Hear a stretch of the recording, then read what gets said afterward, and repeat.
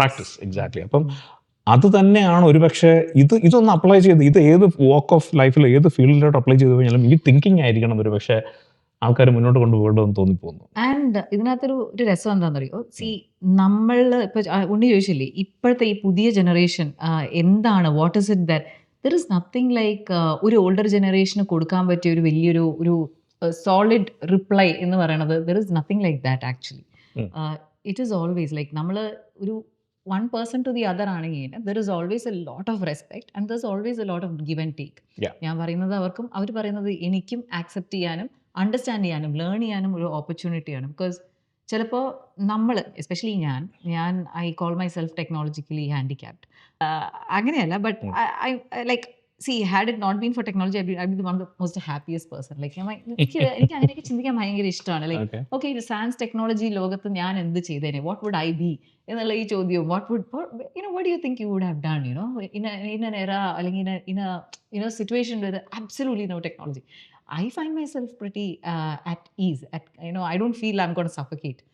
എന്നാ പക്ഷെ എൻ്റെ കുട്ടിയുടെ അടുത്ത് ചോദിച്ചു കഴിഞ്ഞ് കഴിഞ്ഞാൽ one thing you cannot live without എന്ന് വെച്ചപ്പോൾ ആദ്യം പറഞ്ഞത് ടെക്നോളജി. She's A technology. നമ്മളിപ്പോൾ താമസിക്കുന്ന ഈ വീടും അതിൻ്റെ പവറും എല്ലാം ടെക്നോളജിയുടെ ഒരു പാർട്ട് തന്നെയാണ്.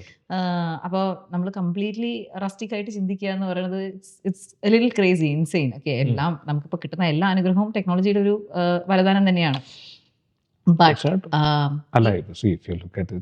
ഒരു ഈവൻ ഒന്നൊരു ഷോ, ഈവൻ ഡാൻസ് ആണെങ്കിൽ പോലും അതൊരു ഓഡിയൻസിന്റെ ടേസ്റ്റിനൊത്ത് കേട്ടറിയണമെന്നുണ്ടെങ്കിൽ അവിടെ പ്രോപ്പർ ലൈറ്റിങ്ങും അവിടെ സൗണ്ട് എല്ലാം ആ എസ്തെറ്റിക്സ് കൊണ്ടുവരണം. അതിന്റെ ഭാഗമായി മാറിക്കഴിഞ്ഞു ഒരു വിളക്കിന്റെ വെളിച്ചത്തിലുള്ള കഥകളി പോലെയുള്ളതൊക്കെ കണ്ടെന്ന് ആസ്വദിക്കാൻ പറ്റുന്നതല്ല. ഇപ്പൊ ഈ ഫാസ്റ്റ് ഫുഡ് കഴിക്കും പോലെ ആൾക്കാർക്ക് ആസ്വാദനം എന്ന് പറയുന്നതിന്റെ ഡെഫിനിഷൻ തന്നെ ഇപ്പൊ ഈ ടെക്നോളജി ഡിപെൻഡന്റ് ആയി കഴിഞ്ഞിരിക്കുകയാണ്.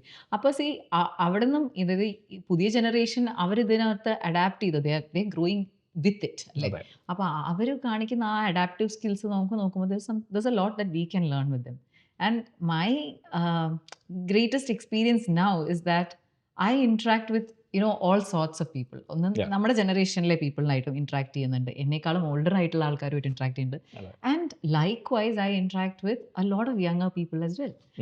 And അവർ കൊണ്ടുവരുന്ന ideas are very fascinating and so do they feel about അവർ ഐഡിയാസ്. അപ്പോൾ it's a very respectful give and take between so many different layers of generation.